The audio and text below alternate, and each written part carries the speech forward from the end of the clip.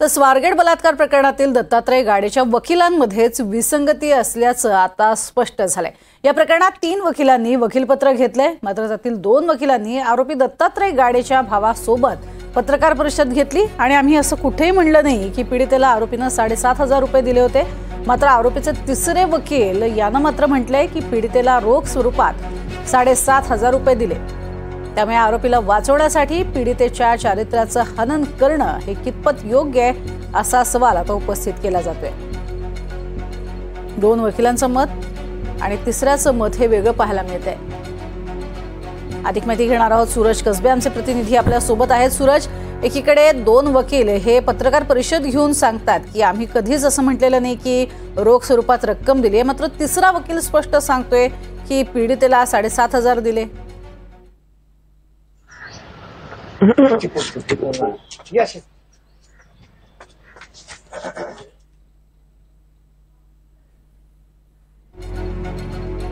सूरज, आपल्यापर्यंत आवाज पोहोचतोय। वकिलांचं नेमकं म्हणणं काय आहे आणि या सगळ्यावरनं काय स्पष्ट होतंय?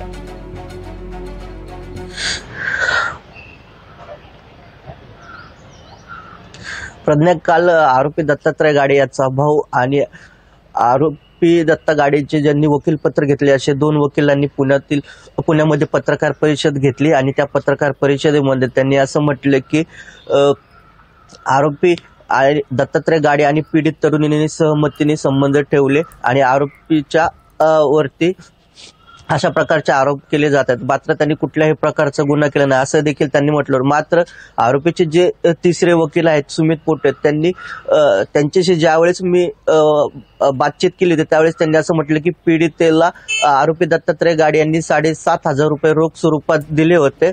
तिने ऑनलाईन किंवा इतर जे माध्यम आहेत त्या माध्यमांमधून पैसे स्वीकारण्यास नकार दिला होता असं देखील त्यांनी म्हटलं। त्यामुळे जे 3 वकील आहेत साजिद शाह, वाजिद खान आणि सुमित पोटे या 3 वकिलांमध्ये विसंगती दिसून येते। कुठेतरी असं एकंदरीत या वकिलांच्या विसंगतीवरून जाणवतं की या आरोपीला वाचवण्याच्या प्रयत्नामध्ये या पीडितेच्या चारित्र्याचं हनन केलं जातंय।